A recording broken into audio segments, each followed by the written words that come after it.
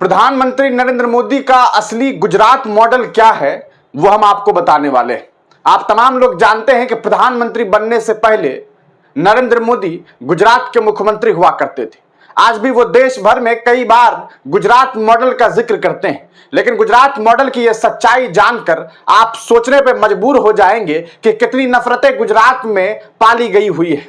मामला यह है कि गुजरात में 450 से ज्यादा लोगों को 450 से ज्यादा लोगों को मुख्यमंत्री आवास योजना के तहत एक घर आवंटन किया जाता है। अलग अलग लोगों को आवंटन किया जाता है। ऐसे में एक सोसाइटी होती है, उस सोसाइटी में पूरा का पूरा मकान जो बांटा जाता है, जो लोगों को आवंटित किया जाता है, वो तमाम लोग हिंदू धर्म के होते हैं। एक घर एक मुस्लिम महिला को दिया जाता है। जी हाँ, एक घर एक मुस्लिम महिला को दिया जाता है। उसके बाद बवाल मच जाता है, लोग सड़कों पर उतर जाते हैं। सोसाइटी के वो तमाम हिंदू समुदाय के लोग जो है सड़क पर उतरते हैं और उसके बाद हल्ला हंगामा काटना शुरू कर देते हैं। उनका कहना है कि ऐसा कैसे हो सकता है कि आप मुस्लिम महिला को हमारे साथ, यानी कि इस बिल्डिंग में, इस सोसाइटी में आप कैसे हिस्सेदार बना सकते हैं। देख लीजिए कितनी नफरतें हैं, किस तरीके की नफरत है, किस तरीके की नफरत है वो आप देखिए। पूरी खबर जो है एक कह सकता है कि गलीबन इंडियन एक्सप्रेस में छपी है, जिसमें आप देख सकते हैं कि साफ साफ ये बात लिखी हुई है कि मुस्लिम women allotted flat under CM scheme in Vadodara residents protest. मतलब आप सोच के देखिए कि सबको मिला तो बहुत बढ़िया।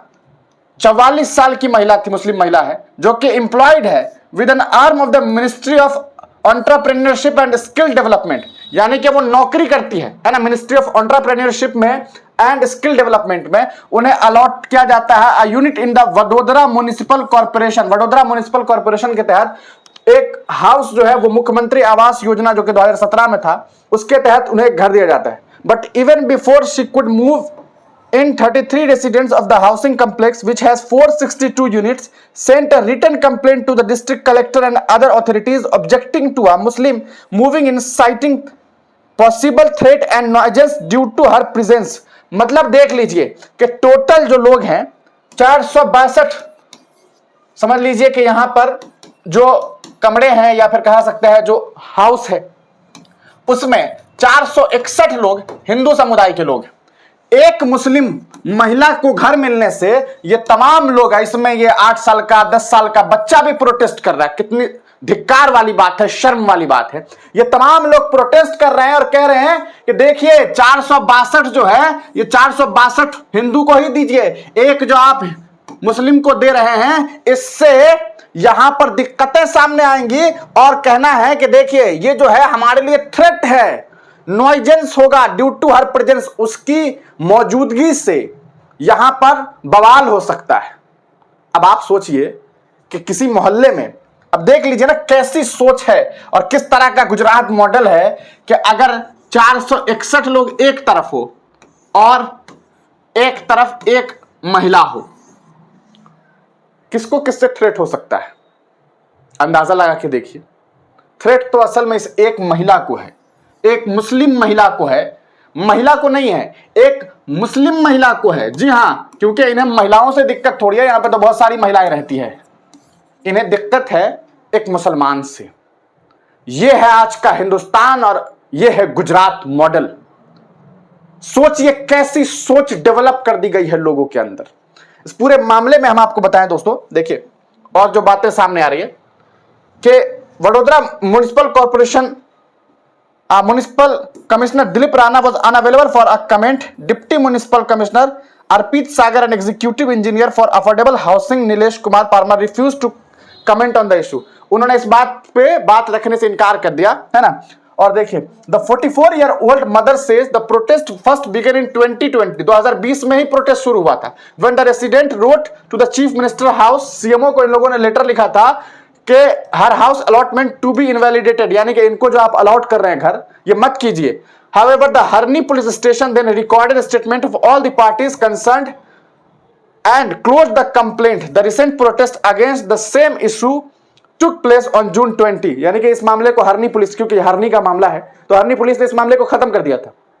मुझे तो लगता है ये जितने लोग प्रोटेस्ट कर रहे हैं ना, सबको गिरफ्तार कर लेना चाहिए। नफरती लोग हैं, सबको सबक सिखाने की जरूरत है। किस तरह से नफरत करते हैं ये मुसलमानों से, इसका अंदाजा लगाइए। और फिर देखिए, I have grown up in a mixed neighbourhood in Vadodara and my family never believed in the concept of the ghettos. I always wanted my son to grow up in an inclusive neighborhood, but my dreams have been shattered as it has been almost 6 years and there is no solution to the opposition I am facing. My son is now in class 12 and old enough to understand what is going on. The discrimination will affect him mentally, she told the Indian Express.